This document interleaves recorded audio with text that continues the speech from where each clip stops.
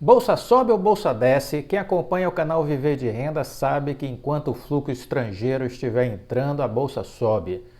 Isso é dito desde janeiro, gente. Então, nos acompanhe. Quem é que você conhece que estava dizendo isso na internet? Que a bolsa era para cima? Acredito que pouquíssima gente estava falando sobre isso.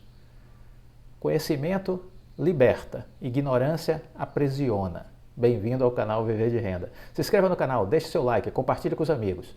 Nos acompanhe no Instagram, Viver de Renda Canal. Sou Clóvis Soleiro, formado em administração, consultor de empresas, investidor na Bolsa desde 2006. Criei o Viver de Renda para compartilhar as minhas experiências. É isso que eu estou fazendo aqui. Se for útil, compartilhe. Deixe o like. Isso ajuda o YouTube a divulgar o vídeo para mais e mais pessoas. Vamos fazer essa corrente do bem e levar conhecimento de qualidade para que mais pessoas se libertem. A ignorância aprisiona. Vamos sair das gaiolas. Muito bem. Os estrangeiros, se nós olharmos o mês de março, jogar luz sobre o mês de março, aportaram 21,4 bilhões na Bolsa. Mesmo tendo a Bolsa revisado o saldo dos estrangeiros, essa presença dos estrangeiros acumulou de janeiro a março 69 bilhões de reais. 69 bilhões de reais.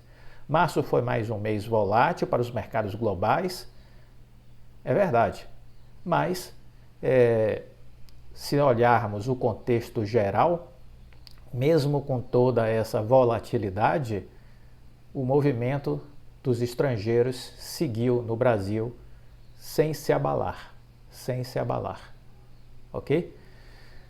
O Brasil é o mercado com melhor desempenho no ano de 2022, quando olhamos para as bolsas de valores. O mercado brasileiro está se beneficiando de uma conjuntura. Rotação global de ações, de crescimento para ações de valor, uma forte exposição do Brasil na pauta de commodities, um valuation ainda muito atrativo das empresas brasileiras, que ficaram no patamar mais baixo de sua história recentemente. Há um fluxo natural de troca também de outros mercados, buscando países emergentes, sobretudo dos Estados Unidos, onde havia tido uma alta gigantesca ao longo de 2020 e 2021. Haveria uma realização lá e a turma começou a sair e ir para os emergentes. O Brasil foi um dos países beneficiados por isso. E nós estamos nos aproximando do fim da alta da taxa de juros. Nós já começamos a olhar para o segundo semestre enxergando a queda da taxa de juros. Isso tudo anima os investidores. Quando olhamos a bolsa tinha caído 30 mil pontos, estava muito barata, em dólar estava mais barata ainda, né? Então, isso justifica a vinda dos estrangeiros. Eles começaram a vir no segundo semestre, após a queda de 30 mil pontos, eles começaram a fazer posição, né? Se olharmos o volume de recursos que ingressaram até o final de março, início de abril, este ano nós temos 69 bilhões de entrada de recursos de estrangeiros. Se olharmos para 2021, foi recorde em reais, 102 bilhões de reais. 102 bilhões de reais. Não foi o melhor ano da Bolsa em dólar, em real foi 102 bilhões de reais, certo? Então este foi o fluxo de investidores estrangeiros. E veja que estamos a quase 70 bilhões esse ano e a 32 bilhões do recorde do ano passado, né? 102 bilhões. O que entender disso? Entender que os estrangeiros estão se aproveitando, óbvio, se aproveitando do cenário brasileiro. Eles estão preocupados com a invasão de Rússia na Ucrânia? Não. Eles estão preocupados com as eleições no Brasil? Também não. Quem fica preocupado com isso? Os CPFs que ficam preocupados com isso. Eles estão preocupados com o teto dos gastos públicos no Brasil? Não. Quem fica preocupado com isso? Os institucionais brasileiros.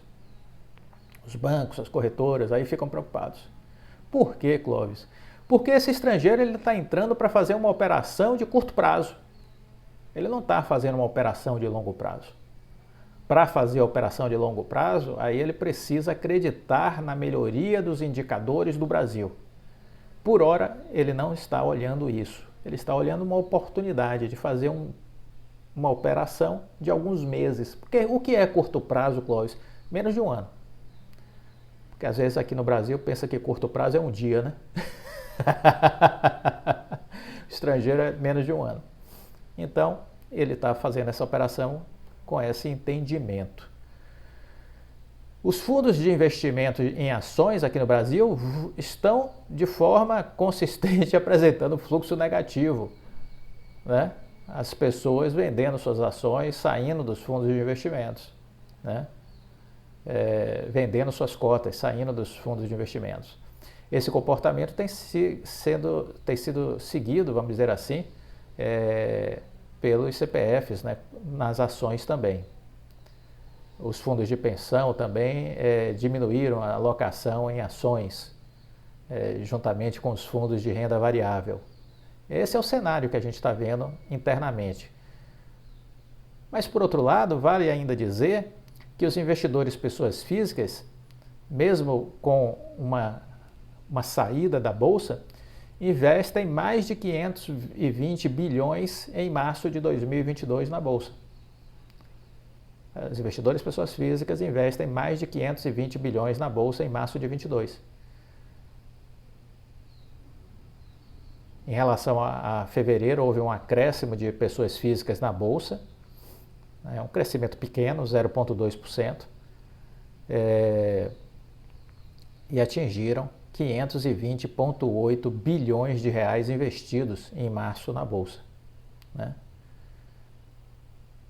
Mas entrar na Bolsa agora vale a pena?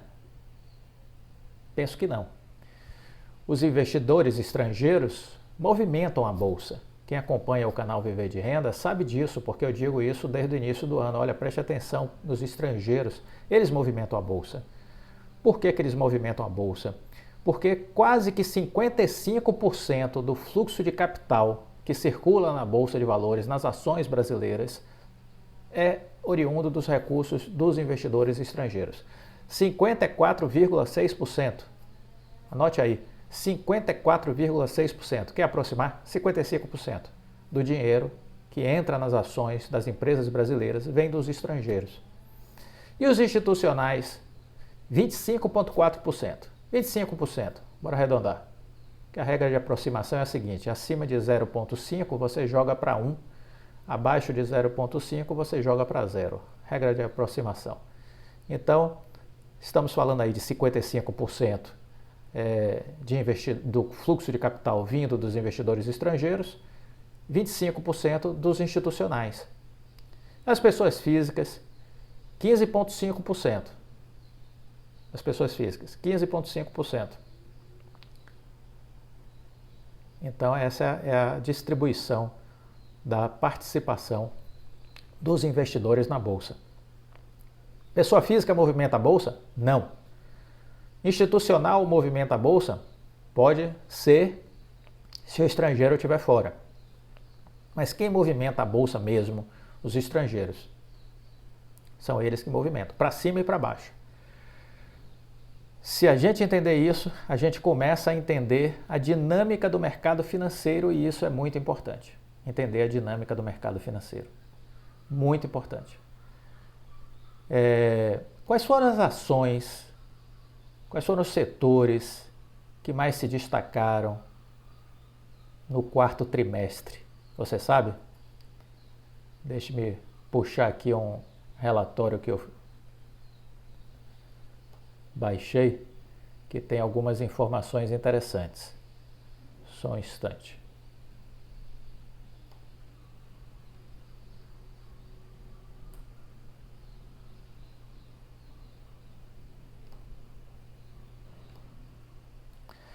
é preciso olhar quais foram as ações que mais se beneficiaram no quarto trimestre, porque isso nos mostra alguma coisa a respeito desse movimento, né? Nós tivemos uma temporada de quarto trimestre muito positiva, né? E isso nos sinaliza algumas indicações interessantes. Terminou a apresentação dos balanços do quarto trimestre, né? De modo geral, foi uma temporada muito positiva. Tome nota, foi uma temporada muito positiva, coroando um ano de forte recuperação das empresas. Mas veja que os analistas estavam todos pessimistas no ano passado. Curioso, né? Ou seja, esses analistas não entendem lhufas, não entendem nada. Forte temporada de recuperação de boa parte das empresas brasileiras. De um conjunto de 291 empresas abertas, o lucro saltou de 68 bilhões em 2020 para 228 bilhões no ano passado. Foi uma alta de 235%. Uma alta de 235%. Especificamente sobre o quarto trimestre, os estrategistas do Bank of America destacaram que a relação entre empresas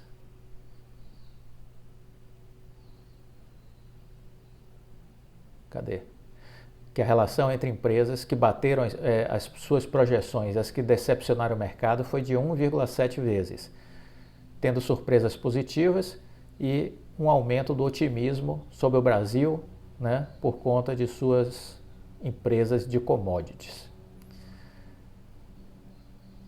Existe pressão inflacionária? Existe, mas as empresas estão se adaptando a essa nova situação. O aumento de juros afetou também empresas ligadas ao consumo, como as varejistas, as educacionais, ainda que sigam em trajetória de recuperação.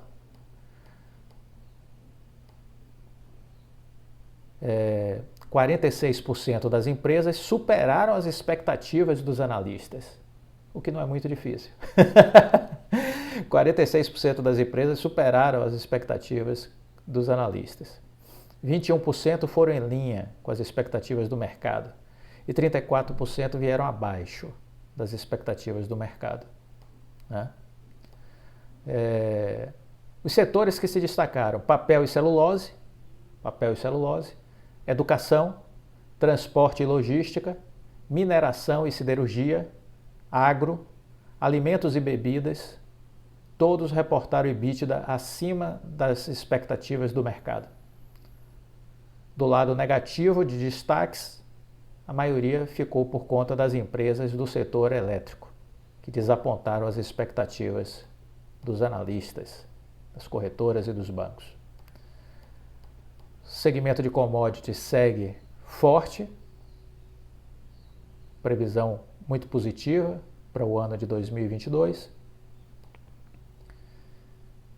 As construtoras registraram no geral um trimestre sólido, mas os custos e as preocupações com acessibilidade estão aumentando, em especial para o segmento aí de baixa renda.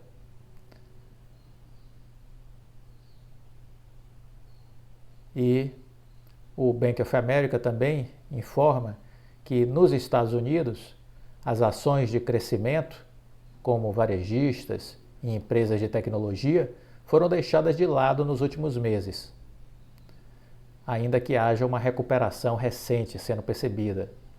Essa deixada de lado foi em função da rotação de carteira, quando os investidores deixam alguns tipos de ação e vão para outros, né? Os estrategistas do Bank of America apontam uma preocupação com as tendências operacionais também dessas empresas.